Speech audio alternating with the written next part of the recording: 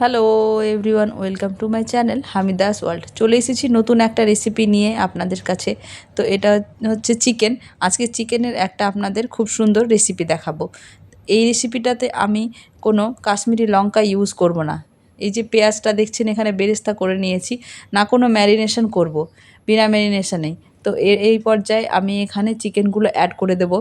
চিকেনগুলোকে ভালোভাবে কিন্তু ভেজে ভেজে রান্না করতে হবে, আর একটু সময় নিয়ে রান্না করতে হবে। এই রান্নাটাই তাড়াহুড়ো করলে কিন্তু হবে না। আর কোনো কাশ্মীরি লঙ্কার লাল ইউজ করব না আমরা। পেঁয়াজের যে বেরেস্তার কালারটা ওটাই কিন্তু মাংসতে চলে আসবে। এই যে দেখতেই পাচ্ছেন আমি নাড়াচাড়া করে নিয়েছি।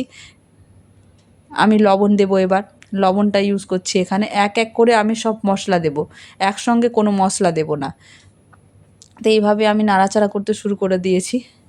আপনারাও ভালোভাবে এইভাবে নাড়াচাড়া করে নেবেন। একবার বানিয়ে দেখবেন এইভাবে রান্না করে খেয়ে কেমন হয়।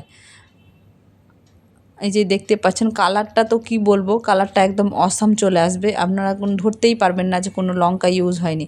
আর যারা লঙ্কা ছাড়া খেতে পছন্দ করেন তাদের জন্য তো আরোই ভালো। তাদের লাল লঙ্কারও দেওয়ার দরকার নাই, কোনো ঝালও দেওয়ার দরকার নাই, এমনিতেই এইরকম কালার চলে আসবে। এবার হলুদ দিয়ে দিয়েছি আর সামান্য লঙ্কা গুঁড়ো দিলাম, যেটা এমনি ঝালের জন্য যেটা সেটা দিয়েছি। তারপরে এই যে আমি নাড়াচাড়া করতে থাকবো।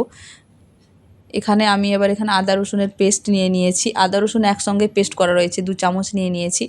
তারপরে এটাকে ভালোভাবে মিশিয়ে নেব এবং কষাতে থাকবো। মাংস যত কষানো হবে তত কিন্তু খেতে ভালো লাগে, সেটা আপনারা জানেন হয়তো। আর এটা রয়েছে ভাজা মশলা। ভাজা মশলাটার মধ্যে রয়েছে ধনে গুঁড়ো, মানে গোলমরিচ গুঁড়ো, আর হচ্ছে জিরে গুঁড়ো, এই 3টে মিক্স।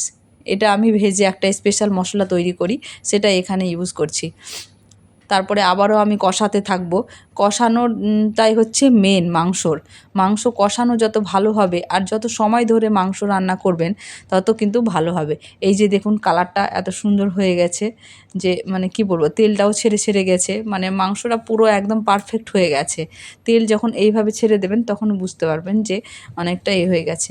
এবার আমি এখানে ভাত হচ্ছে পাশে, সেটা আপনাদের দেখাচ্ছি যে ভাত হচ্ছে। এখানে আমি একটু কিছুটা জল ইউজ করে দেবো, কারণ একদম তো শুকনো রাখা যাবে না, আর মাংসটা একটু সেদ্ধও হওয়ার প্রয়োজন আছে, সেজন্য সামান্য জল ইউজ করেছি আমি এখানে।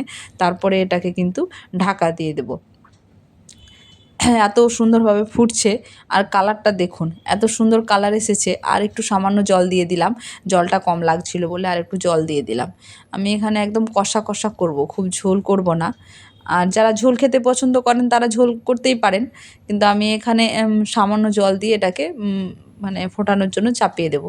এটা এবার ঢাকা দিয়ে রেখে দেবো। হয়ে এসেছে আমাদের। তো ঢাকা দিয়ে খোলার পরে এই যে দেখুন, নামিয়ে নেওয়ার পরে আপনাদের সঙ্গে এটা শেয়ার করছি। কত সুন্দর কালার এসেছে আর খেতেও কিন্তু অসাম। যদি ভালো লেগে থাকে তাহলে অবশ্যই সাবস্ক্রাইব করবেন। ধন্যবাদ।